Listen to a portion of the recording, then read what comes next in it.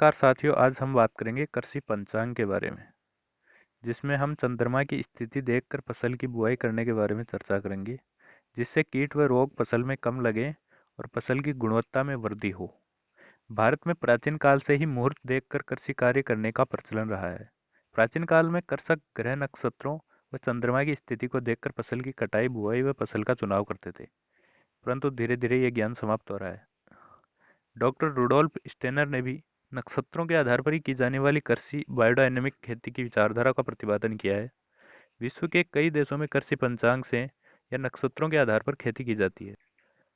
आकाशीय या नक्षत्रीय ऊर्जा का प्रभाव वनस्पति या पौधे के भागों जैसे जड़, पत्ती, फल एवं बीज पर पड़ता है और पैदावार में गुणोत्तर वृद्धि प्राप्त की जा सकती है। ये वैज्ञानिक तथ्य है कि पृथ्वी पर उपस्थित जल को चंद्रमा अपनी ओर आकर्षित करता है। भारतीय वैज्ञानिक संस्कृति का ही एक उदाहरण है कृषि पंचांग। विश्व के आधुनिक कृषि वैज्ञानिकों ने कृषि पंचांग का महत्व प्रतिपादित किया है।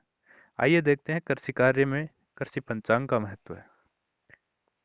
पूर्णिमा के समय चंद्र का सर्वाधिक आकर्षण जल तत्व पर होता है, यानी कि पूर्णिमा के समय चंद्रमा जल को सर्वाधिक आकर्षित करता है। पृथ्वी और पौधों के अंदर का जल चंद्रमा की ओर इस अवस्था में ऊपर की ओर गतिमान होता है और उच्चतम स्तर पर होता है। चंद्रमा के इस प्रभाव से वातावरण में आर्द्रता होती है। अतः यदि पूर्णिमा के 48 घंटे पूर्व बीज की बुआई की जाए तो अंकुरण में वृद्धि होती है तथा पौधे निरोगी रहते हैं। पूर्णिमा के समय अधिक आर्द्रता होने के कारण फफूंद तथा अन्य सूक्ष्म जीवाणुओं का प्रकोप अधिक होता है। अतः फसल की कटाई इस समय नहीं करनी चाहिए। अमावस्या के समय नमी कम होती है, इसलिए ऐसे समय कटाई की जाए तो फसलोपरांत होने वाली हानि कम हो जाती है। वह बीज व दाने स्वस्थ व स्वादिष्ट होते हैं। चंद्रमा के दो पक्ष होते हैं, उत्तरायण पक्ष व दक्षिणायन पक्ष। चंद्र उत्तरायण की अवस्था में पृथ्वी की ऊपरी सतह पर क्रियाशीलता में बढ़ोतरी होती है। जल तत्व पौधे में ऊपर की ओर गति करता है, जिससे फसल के कायिक भाग जैसे पत्ती, तना, फल एवं बीज में वृद्धि होती है।